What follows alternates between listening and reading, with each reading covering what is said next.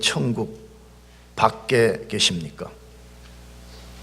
한 번 더, 여러분은 하나님 나라 안에 이미 들어와 계십니까? 아니면 아직 하나님 나라에 밖에 계십니까?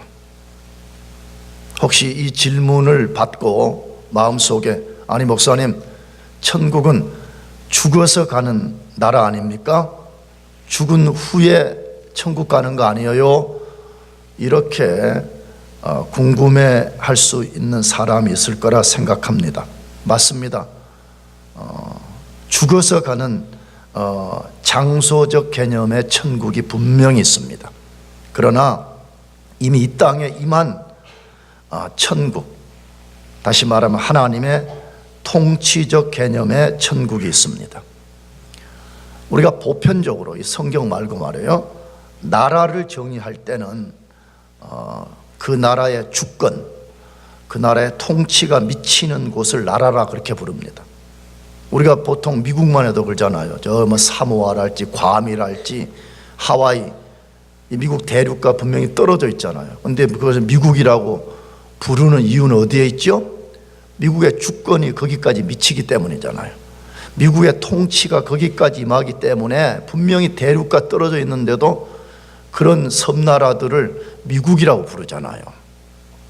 이처럼 하나님의 통치가 임하는 곳, 하나님의 주권적 다스림을 받는 사람들을 천국이라, 하나님 나라라 그렇게 부릅니다. 그런데 하나님의 아들인 예수님이 이 땅에 오심으로 천국이 현재 이 땅 가운데 와 있습니다.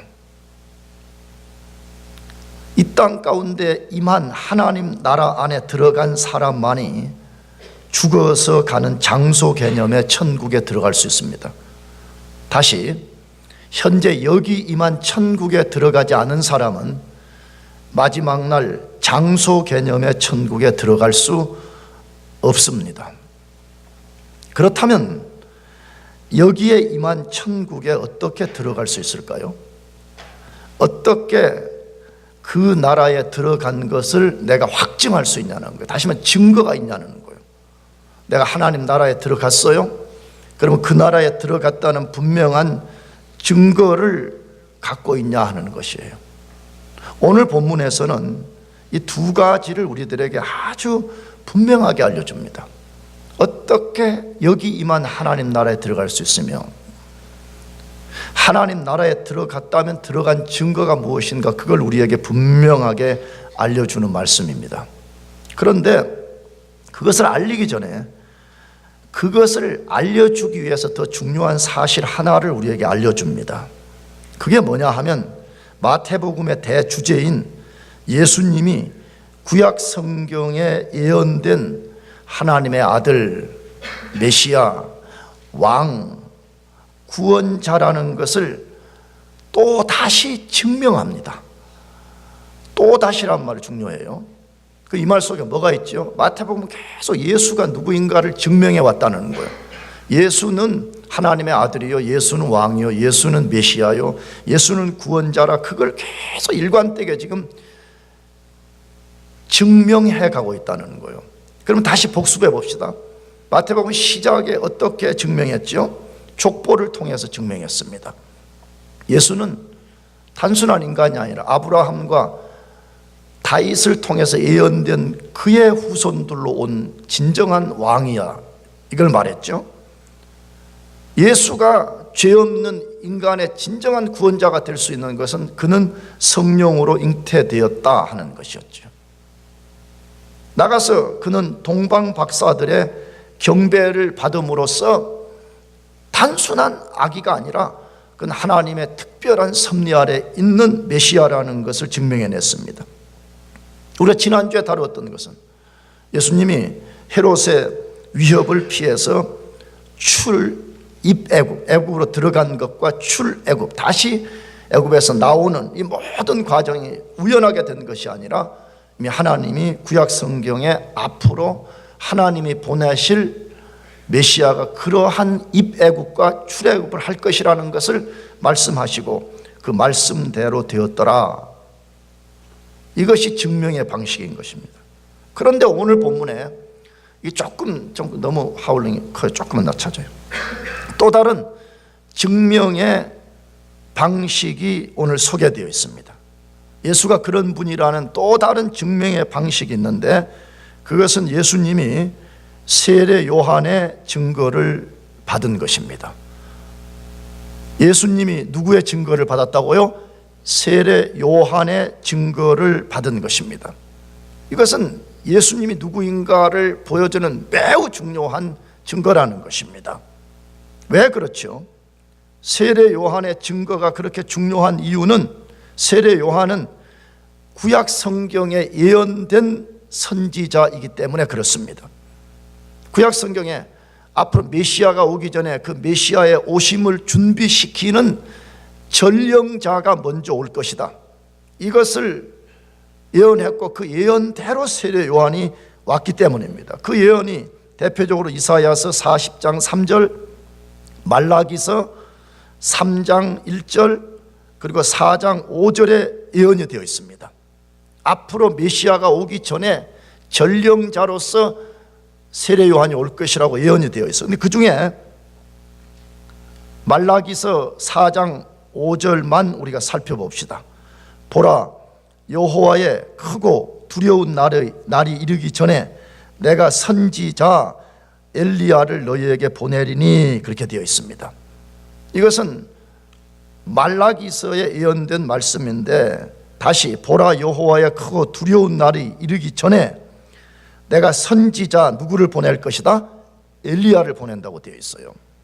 그러면 이 선지자 엘리야가 누구냐 할 때 바로 이가 세례 요한이에요. 왜 그러면 세례 요한을 엘리야와 같은 자를 엘리야라고 말했냐 이거예요. 엘리야라고. 그 이유는 선지자 엘리야 같은 역할을 할 것이기 때문에 그렇게 예언한 것입니다. 이따 뒤에서 우리가 살피겠지만, 광야에 살고, 그 다음에 약대 털옷을 입고, 그 다음에 그 자연에서 나는 석청을 먹는 이런 것들이 다 구약에 나오는 엘리야와 같은 특성을 갖고 있다는 거예요. 엘리야가 와서 하나님의 말씀을 선포한 것처럼 세례 요한이 그렇게 할 것이기 때문에 그 세례 요한을 지금 엘리야라고 소개를 한 것입니다. 그렇다면 전령자는 무엇이에요? 메시아가 오기 전에 전령자를 보낸다 그랬는데, 전령자는 뭐냐 하는 거예요. 그게 오늘 마태복음 3장 3절에 잘 소개되어 있어요. 3장 3절 같이 거기 읽어볼까요? 그는 선지자 이사야를 통하여 말씀하신 자라. 일러서되 광야에 외치는 자의 소리가 있어 이르되 너희는 주의 길을 준비하라, 그가 오시는 길을 곧게 하라 하였느니라. 세례 요한은 그냥 우연하게 툭 드러난 사람이 아니라 이사야 때부터 예언이 된 사람이라는 거지. 그런데 이사야가 앞으로 전령자가 오는데 그 전령자 무슨 노릇 할 거냐라고 말할 때 다시 광야에 뭐 하는 것이 있어요? 외치는 자의 소리가 있다는 것이. 그것은 뒤에서 다루지만 회개하라 천국이 가까웠다고 하는 회개 메시지를 선포하는, 나가서 그가 하는 일이 뭐라고요? 주의 길을 준비하라, 그가 오실 길을 뭐 할 것이다? 곧게 하라, 이렇게 됐다. 이게 무슨 말이냐 하면, 고대 당시에 왕이 말이에요, 어디를 행차를 하게 되면 미리 전령자들을 보내가지고 그 지역의 백성들이 왕을 맞이할 준비를 만드는 거잖아요. 어떤 준비죠? 요즘은 하이웨이가 막 널려 있지만 고대 당시에는 길이라는 것이 얼마나 열악해요. 그러면 이렇게 막 꼬불꼬불한 길들을 왕이 고생해서 걸어갈 수 없으니까 그 꼬불꼬불한 길을 딱 반듯하게 만들고, 또 너무 큰 산 장애물이 있으면 그걸 깎아내가지고 왕이 쉽게 도착하게 하고, 혹은 길이 웅덩이가 푹 파져 있으면 그 웅덩이를 잘 건너가도록 웅덩이를 잘 메우는 이런 일을 준비시키는 것처럼, 메시아의 전령자는 예수 그리스도를 앞서가서 사람들이 예수 그리스도를 맞이하고 예수 그리스도를 받아들이게 하는 그런 전령자 역할을 하게 한다, 그렇게 되어 있습니다. 그렇다면 마태가 세례 요한은 구약 성경이 예언한 전령자라는 것을 증거하는 목적이 어디냐는 거예요. 왜 세례 요한은 구약 성경이 예언한 전령자다 이걸 강조하냐 하는 것이에요. 두 가지 때문입니다. 하나는 세례 요한이 증거하는 그가 바로 메시아라는 거예요. 세례 요한은 이미 구약에 예언된 선지자고 그 예언된 선지자가 와서 메시아를 가르칠 것인데 바로 그 세례 요한이 구약 성경이 예언한 선지자고 그 선지자가 예언한 예수가 바로 지금 하나님의 아들이고 예수가 메시아고 예수가 구원자고 예수가 왕이다 이걸 선언하는 거예요. 그러므로 예수가 하나님의 아들 된 것을 믿으시기 바랍니다. 몇 주 전에 말씀드렸어요. 증거가 없어서 안 믿는 게 아니에요. 사람들은 증거는 차고 넘쳐요. 우리 속에 악이라는 불신앙이 확 자리하고 있기 때문에 수많은 증거를 보여주는데도 불구하고 안 믿는 것이죠. 근데 성경은 말해 지금 봐라 세례 요한이 예수 그분이 바로 하나님의 아들이라고 증거하고 있지 않냐 그걸 말하는 것이. 그 다음에 또 하나의 목적은 세례 요한이 증거하는 메시지를 절대로 신뢰해야 된다는 거예요. 세례 요한의 정체성이 그런 사람이라면 나가서 세례 요한이 우리들에게 선포하는 메시지, 다시 말하면 사람들이 예수를 왕으로 받아들이기 위해서 선포한 그 메시지를 우리가 절대로 신뢰해야 된다는 거예요. 그것을 우리가 신뢰하고 받아들일 때만이 우리가 여기에 임한 하나님의 나라 안으로 들어갈 수 있다 그 말이에요. 그러면 전령자 세례 요한의 메시지가 뭐냐 하는 거예요. 그가 무엇을 선포했냐는 거예요. 제일 첫 번째로는 회개한 사람만이 천국에 들어갈 수 있다는 것입니다. 뭐한 사람만요? 회개한 사람만이 천국에 들어갈 수 있다고 세례 요한이 선포한 거, 이게 매우 중요한 것이에요. 다시 여러분, 교회 나온다고 다 천국 들어가는 건 절대 아니에요. 성경은 그런 식으로 말하지 않아요. 교회 나오면 다 천국 간다 그렇게 말하지 않아요. 아주 분명하게 뭐한 사람만이 들어간다고요? 회개한 사람만이 천국에 들어간다고 선포합니다. 이것이 세례 요한이 와서 제일 첫 번째 선포한 메시지였습니다. 제일 첫 번째 입을 열어 선포한 메시지. 그 내용이 구체적으로 어떻게 됐어요? 다시 한 번 더 3장 1절에서 2절 한 번 더 읽어봅시다. 시작. 그때에 세례 요한이 이르러 유대 광야에서 전파하여 말하되 회개하라 천국이 가까웠느니라 하였느니라. 회개하라 천국이 가까웠느니라. 무슨 말 소개해요? 천국 들어가는 유일한 조건을 말하고 있어요.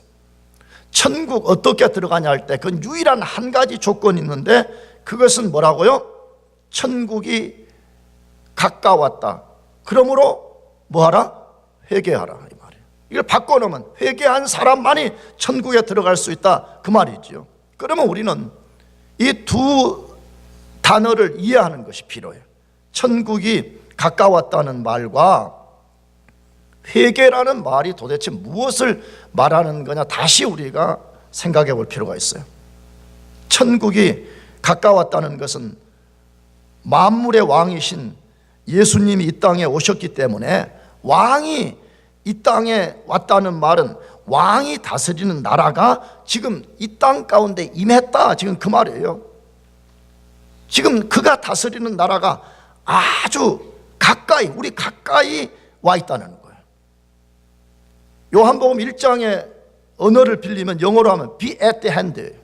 be at the hand는 뭐죠? 내가 손을 딱 뻗으면 지금 아주 우리 가까이에 있다는 거예요. 그래서 요한복음은 be at the hand 이렇게 되어 있어요. 그러니까 우리가 손을 딱 뻗으면 우리 손끝에 와 있다 이런 용어로 쓴 거예요. 이 말은 뭐예요? 천국을 우리가 얻기 위해서 천국에 들어가기 위해서 우리가 저 이스라엘 땅으로 갈 필요도 없고 우리가 우주선 타고 우주의 끝까지 나갈 필요도 없다는 거예요. 왜 그런 곳에 간다고 하나님 나라를 얻는 것도 아니라는 거예요. 하나님 나라는 우리 손끝에 와 있는 것처럼 정말 우리 가까이에 여기 천국이 와 있다는 거예요.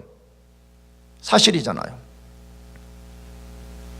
죄로 가득한 이 세상 속 하나님을 반역하던 이 세상 가운데 예수 그리스도가 왕으로서 이 땅 가운데 침투에 들어오심으로써 이 반역의 세상 속에 하나님의 나라가 세워졌잖아요.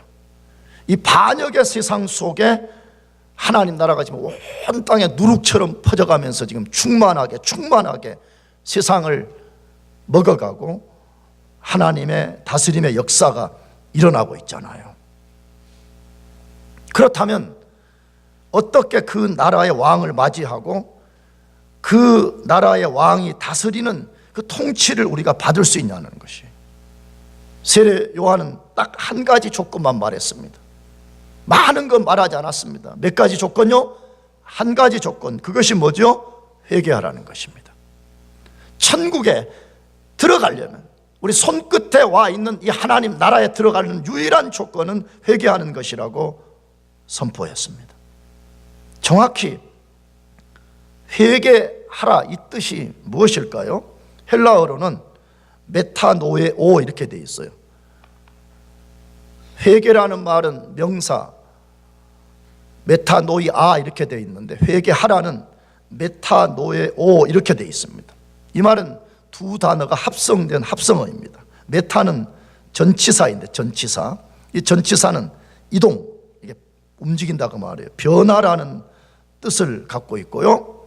노에오는 동사인데 마음으로 이해하다, 마음으로 어떤 것을 뭐 한다고요? 이해한다. 이 말이 메타노에오라는 단어예요. 그럼 이걸 풀어서 말하면 무슨 말이에요? 이 말을 신학적인 의미를 담아서 해석하면 무슨 말이에요? 어떤 것이 잘못되었다는 것을 이해하고 깨닫는 거예요. 이거 뭐가 잘못됐다, 이렇게 살면 안 된다, 이걸 깨닫고 거기로부터 돌아서는 것을 메타노이아, 회개라고 말하고, 메타노에오, 회개하라 이 말인 것이에요. 나가서 이 말은 뭐예요? 하나님 없이 살면서 자기가 자기의 왕이 된 잘못을 깨닫고 거기로부터 방향을 딱 바꾸어서 예수님을 왕으로 삼는 것입니다. 회개는 단순하게 나의 슬픔의 표현이 아니에요. 물론 슬픔을 동반하는 거지만 그건 훨씬 더 큰 의미를 담고 있는데, 따라합시다. 방향을 바꾸는 것이다. 뭘 바꾼다고요? 방향. 근데 잘 들어야 돼요. 사람들이 술 마시고 방탕한 삶을 살고 그러다가 실수하고 나면 사람들이 다 방향을 조금씩은 바꿔요. 내가 미안해요, 개판으로 산 거 이거 잘못됐구나, 그래서 이제부터는 개판으로 안 살아야지 하고 방향을 바꾸어요. 근데 문제는 어디로 방향을 바꾸냐가 중요한 거예요. 성경의 메타노이아는 내가 지금까지 하나님 없는 삶 살고, 하나님 없는 삶 때문에 아주 부도덕하게 살고, 하나님 없는 것 때문에 무가치하게 살고, 이 세상이 전부인 줄 알고 내가 살았는데 어느 날 하나님의 은혜로 내가 그것을 깨닫게 되는 거예요. 그래서 내가 방향을 바꾸어. 근데 어디로 바꾼다고요? 다시 자기 마음대로 방향을 바꾸는 것이 아니라 누구에게로 돌아가는 거예요? 하나님께로 돌아가는 거예요. 예수 그리스도에게 돌아가는 거예요. 예수 그리스도, 그분만이 나의 왕이시고, 그분만이 나의 구원자이시고, 그분만이 나의 주인이시고, 그분만이 나의 삶을 가치 있게 만든다는 것을 깨닫고 그분에게로 돌아가는 것을 메타노이아라고 그렇게 말하는 거예요.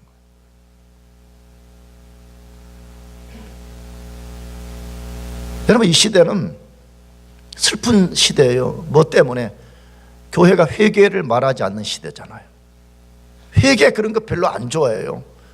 요즘은 대부분의 교회가 무슨 메시지를 많이 해요? 자기 개발. 어떻게 하면 우리가 할 수 있다, I can do it이라는 대전제 아래서 어떻게 하면 인생의 목표를 성취할 것인가, 그런 메시지를 좋아하는 시대잖아요. 그러니까 죄에서 돌아서라, 무가치한 삶에서 돌아서라, 그런 회개가 상실되어 버리는 아주 슬픈 시대를 살고 있잖아요. 근데 여러분, 한번 우리가 조금 마음이 아프지만 냉정하게 생각해 봅시다. 자기 개발했어요. 뭔가를 얻었어요. 근데 진정한 인생의 메타노이아가 없어서 마지막 날에 지옥 간다. 그러면 그동안에 이런 자기 개발, 자기 성취가 그게 무슨 의미가 있는 거예요?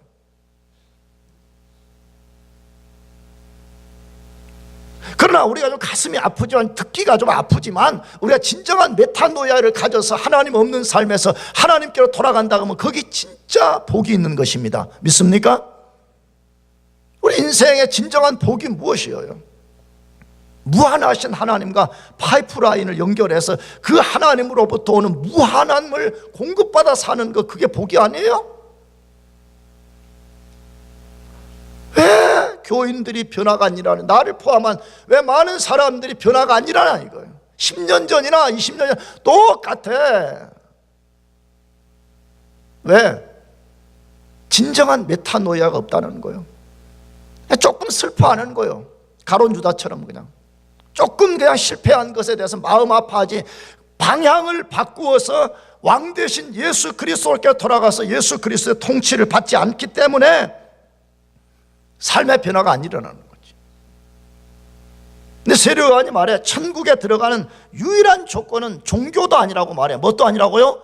종교. 거기에는 기독교도 포함돼요. 기독교 종교. 기독교라는 종교를 갖고는 우리가 천국에 들어갈 수가 없어요. 돈, 명예, 학력, 외모, 이것 갖고 천국에 들어가는 것이 아니라고 말해. 그 세계에 들어가는 유일한 한 가지 조건은 회개라고 말해. 예수님도 똑같이 말씀했습니다. 전령자인 세례 요한이 천국 들어가는 조건을 말했듯이 예수님도 똑같이 당연하지 않겠어요? 왕이신 예수님이 전령자를 보내서 너 가서 이걸 가서 사람들에게 선포하라 말했으니까 그걸 세례 요한이 가서 선포한 거니까 왕도 똑같은 말 한다는 거예요. 그거 어디 나와요? 마태복음 4장 17절에 읽어보겠습니다. 이때부터 예수께서 비로소 전파하여 이르시되 회개하라 천국이 가까웠느니라. 똑같아요. 전령자의 메시지나 그 전령자를 보낸 왕의 메시지가 똑같은데 천국에 들어갈 수 있는 유일한 조건은, 다시 그건 무슨 돈 갖고 들어간다고 말하지 않아. 그건 기독교는 종교를 갖고 들어간다고도 말하지 않아. 그건 무슨 세상에서 어마어마한 거 무엇을 손에 넣으면 간다고 말하지 않고 유일한 조건은 메타노이아라고 말해. 하나님 없는 삶에서부터 돌아서서 하나님께로 돌아가지 않는 사람은 절대 그 세계에 들어갈 수 없다고 말해. 여러분은 진짜 여러분의 지성, 인식 속에 하나님이 주이시고 하나님이 만물의 창조주이시라는 것을 분명하게 인식하는 데서부터 출발하고 있어요. 얼마나 많은 사람들이 하나님이 없어요. 실제적으로는 말로는 하나님을 말해요. 말로는 예수 그리스도를 말해요. 그러나 그의 존재와 그의 라이프 스타일 속에 들어가서 하나님을 찾아보려면 하나님이 없는 사람들이 얼마나 많은지 몰라. 왜? 한 번도 메타노이아가 없었기 때문에 그래요. 다시, 메타노이아는 단순하게 내가 슬퍼하는 차원이 아니에요. 하나님 없는 삶에서, 하나님 없는 삶에서 지었던 모든 죄에서 방향을 바꾸어서 왕 대신 예수 그리스도에게 돌아가서 그분의 통치를 받는 거예요. 믿습니까? 그런 사람만이 천국에 들어갈 수 있어요. 그래서 누군가가 이렇게 말했어요. 천국의 입구에는 크게 큰 글씨가 쓰여져 있다. 그 글씨는 회개한 자만이 입장 가능. 실제 그런지는 모르겠지만 나는 그럴 거라고 동의되더라고. 우리 어디 좋은 식당이나 어디 특별한 장소에는 입구에 뭐라고 써 있잖아요. 이러이러한 사람은 입장 가능, 이렇게 하듯이. 천국이라는 큰 게이트 앞에 붙어 있는 슬로건, 회개한 자만이 입장 가능. 뭐한 자만이? 회개한 자만이 들어갈 수가 있어요. 회개하지 않으면 절대로 그 세계는 들어갈 수가 없어요. 여러분 모두가 진정한 메타노이아를 가지고 왕 대신 예수 그리스도, 그분을 여러분의 주로 삼고 살기를 바랍니다. 두 번째로, 전령자 세례 요한의 메시지는 무엇이에요? 회개의 참 증거를 가진 사람만 들어간다고 말해. 회개에 뭘 가진 사람만이? 진짜 증거를 가진 사람만이 들어간다고 말해. 이게 앞에 말씀과 연결이 되어 있는 거예요. 세례 요한이 유대 광야에서 말씀을 전파할 때 수많은 사람들이 몰려와서 죄를 회개하고 세례를 받았습니다. 놀랍지 않아요? 요즘은 나와라 해도 안 나오잖아요, 사람들이 막. 근데 이건 무슨 지금 스테이트 칼리지에서 메시지를 전한 것도 아니고 광야에서, 광야라는 거 아무것도 없는 거잖아요. 거기에서 세례 요한이 메시지를 전할 때 사람들이 몰려와서 죄를 회개하고 세례받는 역사가 일어났다는 거예요. 어떻게 해서 그랬을까요? 말라기 선지자가 메시아의 전령자로 엘리야가 올 것이라고 예언을 했는데 그 예언을 하고 400년 동안 하나님의 계시가 다시 나타나지 않았어요. 400년 동안 암흑기였어요. 그리고 400년을 이스라엘이 기다렸는데 그 말라기 선지자의 예언대로 세례 요한이 등장하게 된 것이죠. 그러니까 사람들이 몰려와서 그 하나님의 오소리티를 가진, 하나님의 신임장을 가진 세례 요한에게 세례를 받았던 것입니다. 그런데 성경에 보니까 세례 요한이 세례를 받으러 나온 무리들 중에 세례를 주기는커녕 혹독하게 책망한 대상이 있었다라고 소개되어 있습니다. 그 대상이 누구지요? 바리새인과 사두개인들이었다고 되어 있습니다. 바리새인과 사두개인. 이 바리새인과 사두개인은 이스라엘의 아주 정통 종교 지도자들이었습니다.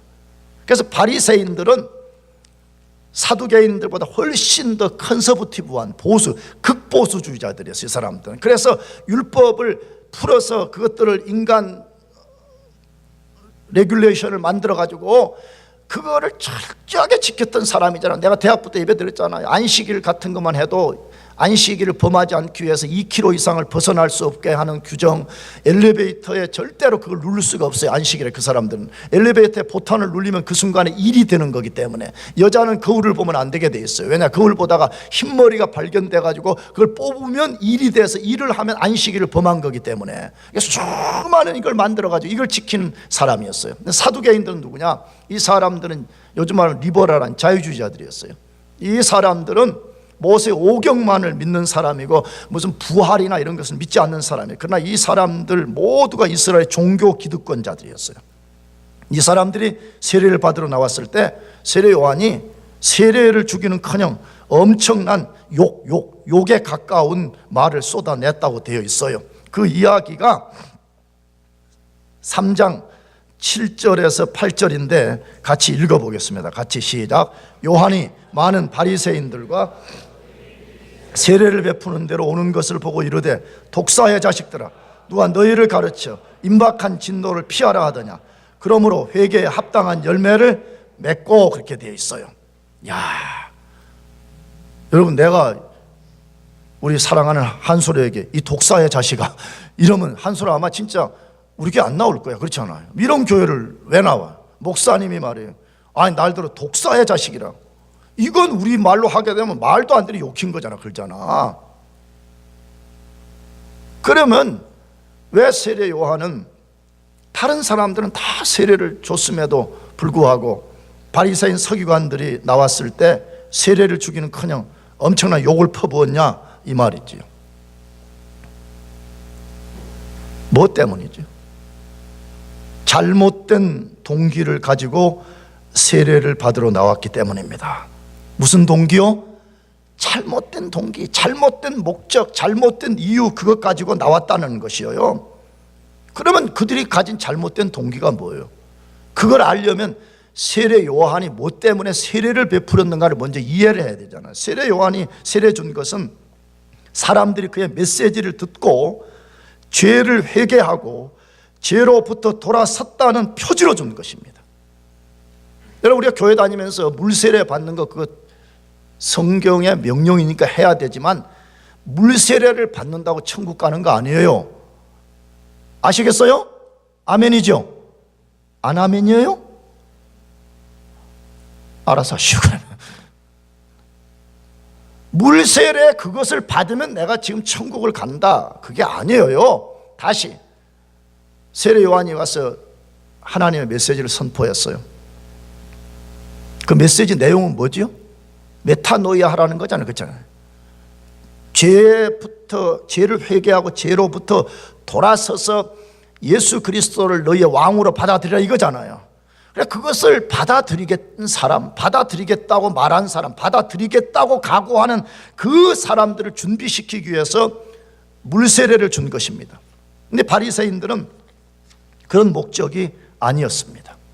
바리새인들은 그럼 뭐 때문에 와서 이것을 받은 것이에요? 세례 요한이 말했잖아요. 임박한 진노를 피하려고 왔냐, 이 말이잖아요. 그들의 동기는 뭐예요? 우리는 죄인 아니라는 거예요.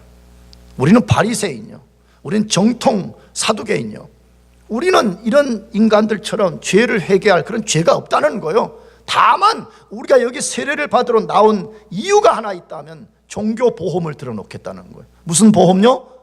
종교 보험. 보험 왜 들어요? 여행 가다가 사고 나면 보상받고, 뭐 아프면 보상받기 위해서 하는 거잖아요. 큰 어떤 재앙으로부터 우리를 뭔가를 막으려고 보험 들어놓은 거잖아요. 바리새인들 그렇게 생각해. 서기관들, 우리는 이미 하나님 나라에 들어와 있다. 왜? 우리는 아브라함의 혈통적 후손이기 때문에 우리는 이미 구원받은 사람들이다. 그러므로 우리는 회개할 것이 없고, 다만 혹시 하나님이 실수로 우리를 앞으로 천국에 들어가지 못하게 하는 불상사가 일어나거나, 아니면 하나님이 실수를 해서 우리에게 진노를 퍼부을 때에 혹시라도 그걸 막아놓기 위해서 우리가 세례 요한의 세례를 받자, 이렇게 나오는 거지.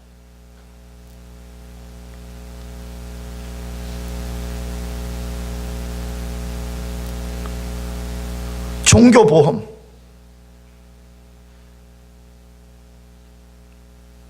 여러분, 이 이야기는 2000년 전에 바리새인들만의 이야기가 아니잖아요. 여러분은 진짜 교회 나오고 교회 와서 찬양하고 예배하고 하는 목적이 어디에 있어요? 종교보험을 들어놓기 위한 거예요? 아니면 진짜 메타노이아를 겪고 메타노이아를 건너서 내가 왕 되신 예수 그리스도 안에 있기 때문에 그 은혜에 감사해서 예배하는 것이. 얼마나 많은 사람들이 한 번도 인생에 메타노이아가 없어요. 진짜 죄로부터 돌아선 적이 없어요. 진짜 하나님 없는 삶에서 돌아선 적이 한 번도 없는 거예요. 그렇게 하고 싶지가 않아요. 왜? 내가 내 삶의 주인 되고 내가 내 삶의 왕이 되고 싶기 때문에 예수가 나의 왕이 되어서 내 삶을 컨트롤하는 걸 내가 원하지 않는다는 거예요. 다만 내가 내 마음대로 살다가 마지막 날에 진짜 천국과 지옥이 있다면 내가 지옥 가지 않고 천국 가는 보험으로서 내가 종교생활을 하겠다는 것이죠. 여러분은 어떤 사람이에요? 우리는 어떤 사람이에요?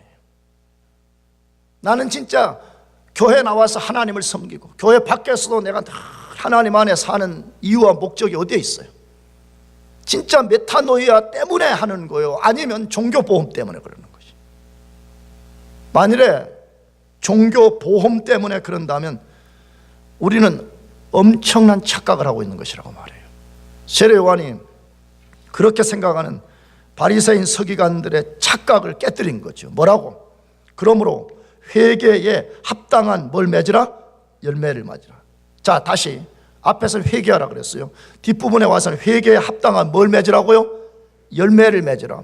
여러분, 열매라는 거는 뭐 증거잖아요. 어떤 나무가 있으면 이 나무가 무슨 나무인가를 알려는 유일한 방식은 그게 맺혀지는 열매를 보면 알 수가 있잖아요.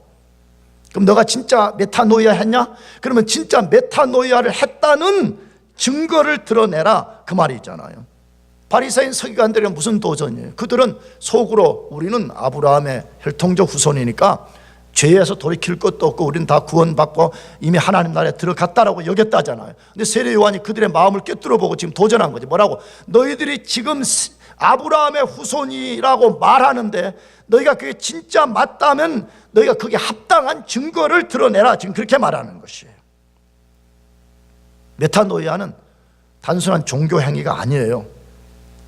바리새인과 서기관들이 생각하는 것과 같은 단순한 종교 행위가 절대로 아니라고 말해요. 다시 메타노이아는 하나님 없이 살았던 삶에서 우리 방향을 완전히 바꾸어서 하나님의 아들 예수 그리스도 그분에게로 돌아가서 그분에게 무릎을 꿇고 우리 마음을 바치고 이제부터는 예수 그리스도 당신이 나의 왕입니다. 당신이 나의 주입니다. 당신이 나를 다스려 주십시오. 그것이 진정한 메타노이아고, 그런 메타노이아를 가진 사람은 반드시 증거가 동반된다는 거예요. 어떤 증거죠? 한 번에 완전하게 증거가 드러나지 않지만 점차 드러나기 시작하는 거지. 나는 영광교회를 목회하는 것을 굉장히 기쁘게 여기는 거 하나 중에 뭐냐 그러면 1학년 때 들어와가지고 1학년에 다 그런 건 아니지만 아무것도 몰라. 엉망이야. 한 번도 메타노이아라는 것이 없었어. 근데 어느 날 그가 하나님의 은혜로 예수를 믿고 변화가 되어가지고 1학년 때만 술 마시고 엉망진창으로 하고 그렇게 하는데 점점 변하기 시작해.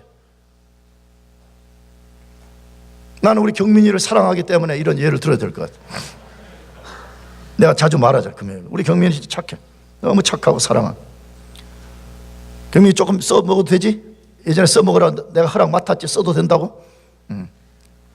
뭐 경민이가 그걸 자랑으로 여기진 않지만 우리 경민이 고등학교 다닐 때도 해리스버그에서 다니면서 교회는 맨날 종교인으로 다녔어요. 어제도 둘이 만나고 이야기했지만 그 친척이 목사님인데 새벽기도 가자고 하면 못 나가니까 또 목사님한테 야단 맞을까 하지. 목사님 오기 전에 눈삽 들고 막 눈치 오는 척 하고 있었다 그러더라고. 이런 걸 외식자라 그래요. 경미에 와가지고 술 너무 많이 마셔가지고 위 상하고 말이야. 폴락 앞에 담배 피다 나한테 걸리고 말이야. 어떻게 걸렸냐? 지는 다 한 대 쫙 빨고 이쪽으로 가는데 나는 저쪽에서 폴락에서 오는데 내가 비켜줬어. 미안해서 내가 만나면 경민이가 시험 들을까 봐 내가 비켜줬어. 내가 이런 목사예요.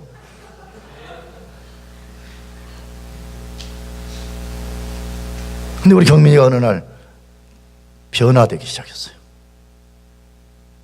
얼마나 지금 주님을 사랑하고 얼마나 주의 나라를 위해서 헌신하는데. 어제도 나한테 만나가지고 너무 센 말을 많이 하고, 야 너 그렇게 말 함부로 하면 안 된다고. 뭐냐 그러면 자기는 하나님이 순교를 요구하면 순교하겠다 그래. 야 너무 세. 너는 너무 세. 너 나보다 센 말을 하면 어떻게 하냐고 내가 막 캄다운 시켜줬어. 경민아, 순교를 하지 말고 교회를 잘 섬기다가 천국을 가. 알았지? 그게 좋겠어. 이게 진짜 메타노이아가 일어나면 단번에 사람이 완전함을 드러낼 수가 없습니다. 그러나 반드시 증거가 동반되게 되어 있습니다. 생명이 시작되었다는 증거가 그 속에 드러납니다. 내가 어느 목장에 가서 말해줬잖아요. 어린아이가 엄마 뱃속에서 태어나서 제일 먼저 하는 게 뭐죠? 우는 겁니다. 안 울면 큰일 납니다. 여러분도 다 어쩌면 병원에서 한 번씩 거꾸로 이렇게 다리 이렇게 개구리 잡듯이 잡아가지고 의사가 이렇게 한 번씩 두드려 줬을지 몰라요. 그렇잖아요. 근데 응애 하고 울으면 의사가 그때 안심을 하잖아요. 근데 내가 어느 책을 읽었는데 그 우는 것이 매우 중요하대. 세상 사람들은 막 세상이 너무 험하니까 그 어떻게 사는가 슬퍼서 운다 이렇게 말하잖아요. 그건 철학적 접근이고, 의학적 접근은 나 그 설명은 다 못해. 간단하면 이야기해요. 엄마의 탯줄로 이렇게 호흡을 하던 어린아이가 이제 엄마 뱃속에 나오면 그때부터 자기의 심장과 하파 이런 것으로 호흡을 해야 되는데, 응애하고 우는 소리는 이제 심장과 이런 것이 정상적으로 작동되었다는 표시라는 거예요. 산소가 자기 스스로 혈액 속으로 들어가서 그때부터 아이가 응애하고 운다는 거예요. 그러니까 그 말은 뭐예요? 얘가 이제 생명을 가진 존재구나 하는 게 아니라 그때부터 울기 시작하고 밥 달라고 하고 싸고 뭐 난리 법석을 피우는 거지. 마찬가지로 우리 안에 메타노이아가 일어나서 하나님의 생명이 우리 속에 딱 들어오면 그때부터 변화가 일어난다니까. 울기 시작하고 뭐 사고도 좀 쳐요. 괜찮아요. 담배도 피고 괜찮은 거예요. 막 피워요. 무슨 알죠? 그러나 메타노이아가 일어나면 할렐루야. 안 일어나면 이제 폐병 걸리고 폐암 걸리고 그러다가 이제 지옥 가는 거예요.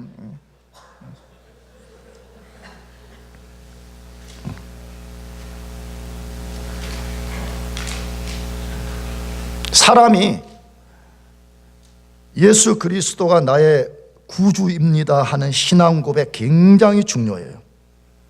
그러나 성경은 그 신앙 고백이 절대적 증거가 될 수 없다고 말해. 내가 진짜 메타노이아를 통해서 하나님 나라에 들어갔냐 안 들어갔냐를 아는 유일한 증거는 나의 신앙 고백이라고 말하지 않아요.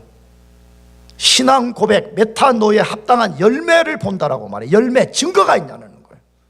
그것을 전령자를 보내신 예수님도 똑같이 말씀했어요. 마태복음 7장 20절에서 21절 같이 읽어보겠습니다. 시작. 이러므로 그들의 열매로 그들을 알리라. 나더러 주여 주여 하는 자마다 천국에 다 들어갈 것이 아니요 다만 하늘에 계신 내 아버지의 뜻대로 행하는 자라 들어간다. 얼마나 많은 사람들이 와서 그 마태복음 이 본문의 전을 보면 뭐예요?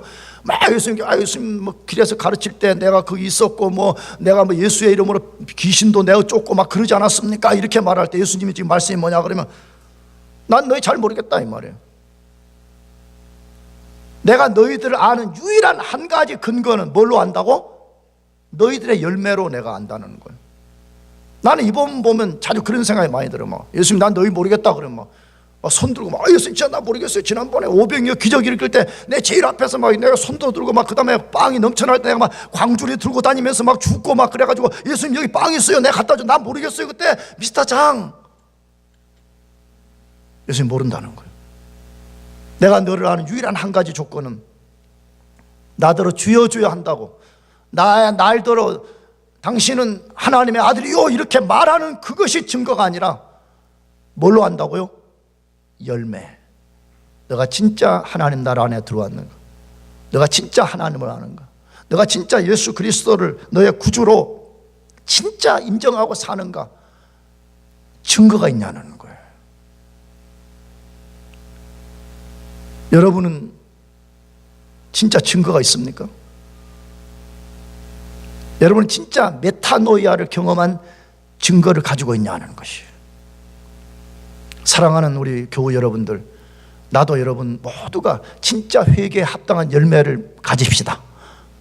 마지막 세 번째, 전령자의 메시지는 뭐예요?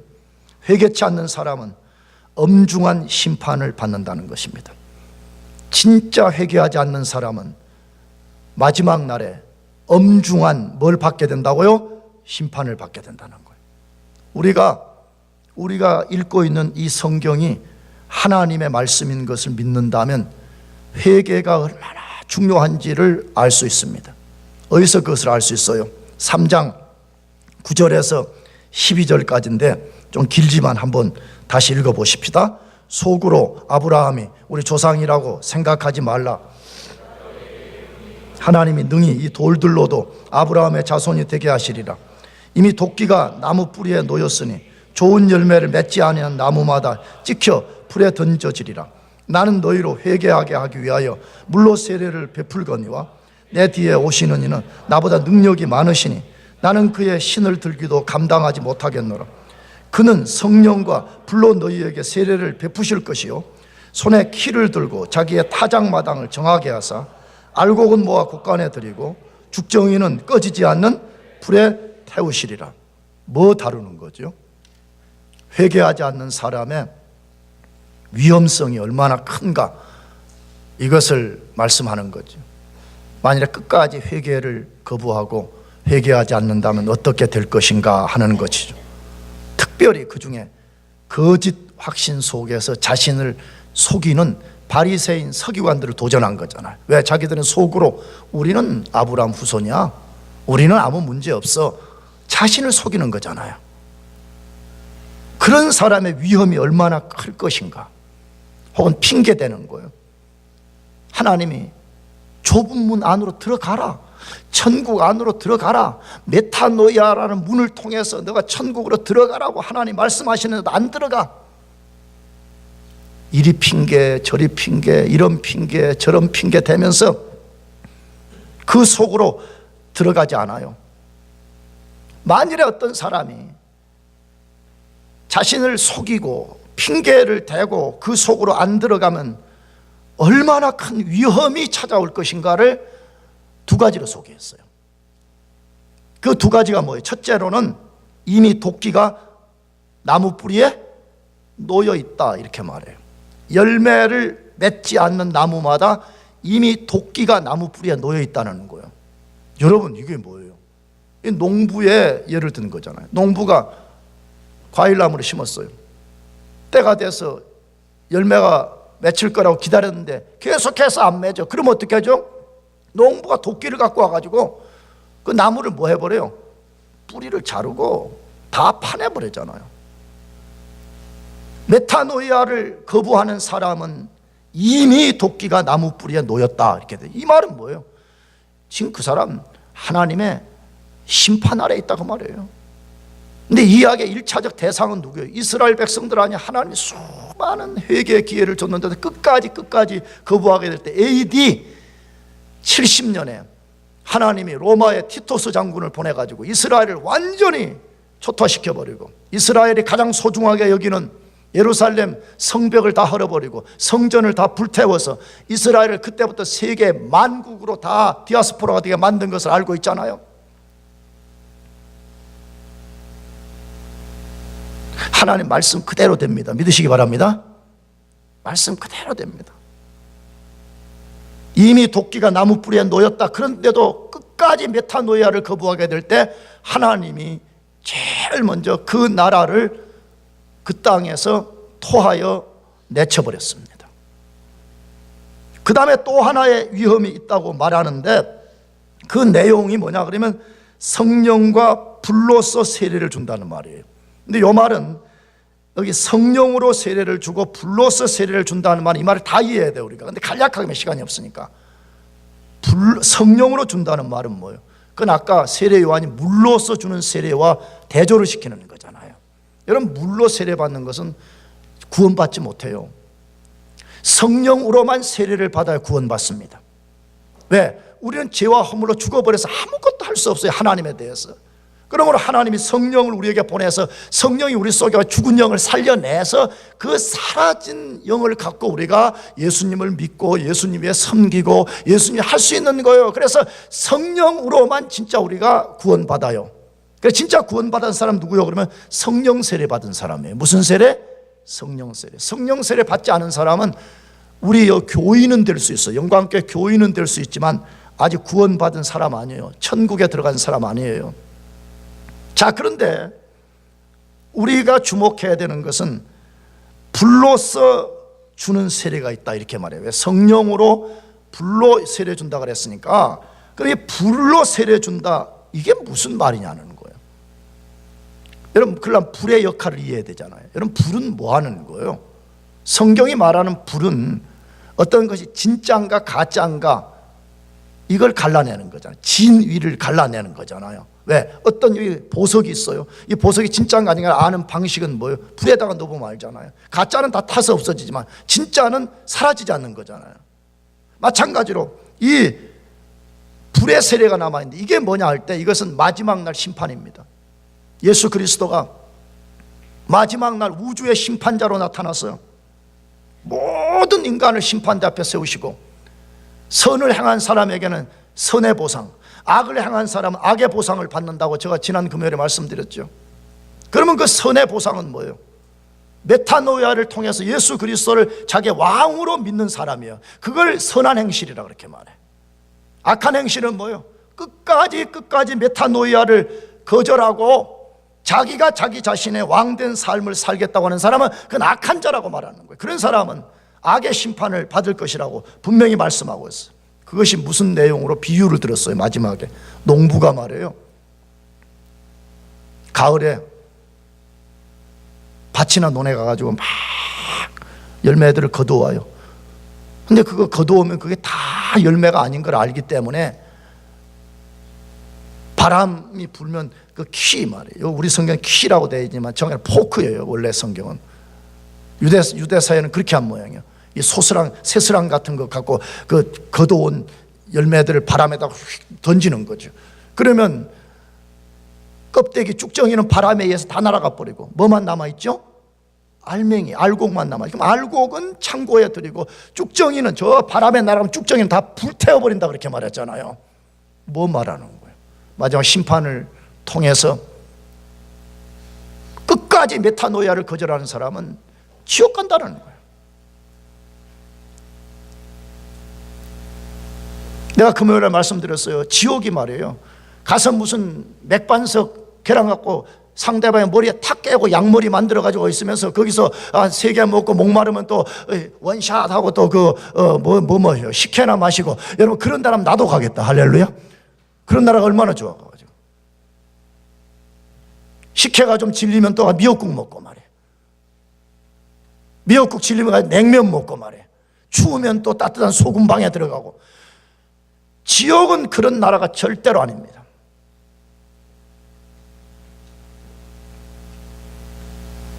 난 진짜 여러분의 호소예요. 여러분과 저가 목회자와 성도로 만난 이상 우리 가운데 단 한 사람이라도 지옥 가는 사람이 없기를 축복합니다. 우리가 진짜 메타노이아를 우리가 통과하고 우리 하나님 앞에서 진짜 열매를 우리가 보이는 거예요. 지금 그게 완전하지 않아도 괜찮아요. 누가 완전할 수 있겠어요. 그러나 여러분들이 진짜 예수 그리스도를 왕으로 믿은 것이 맞다면 증거를 드러내라니까. 꼭 그게 담배 그런 거 아니에요. 뭐 담배 핀다고 천국 못 가요. 가는 거지 천국. 담배가 뭐 어때서요. 다만 우리 문화에 좀 안 좋은 거지. 폐병 걸리고 폐 안 걸리니까 안 좋은 거지. 더 나쁜 거 많이 하잖아. 컨닝하고 부정하게 돈 벌고 맨날 남 미워하고 맨날 무가치하고 허망한 가치관 속에 살고 어떻게 하면 세상에서 뭐 한몫 볼 것인가 맨날 그 생각에 빠져서 성령을 근심시키는 그 죄가 더 큰 거잖아요.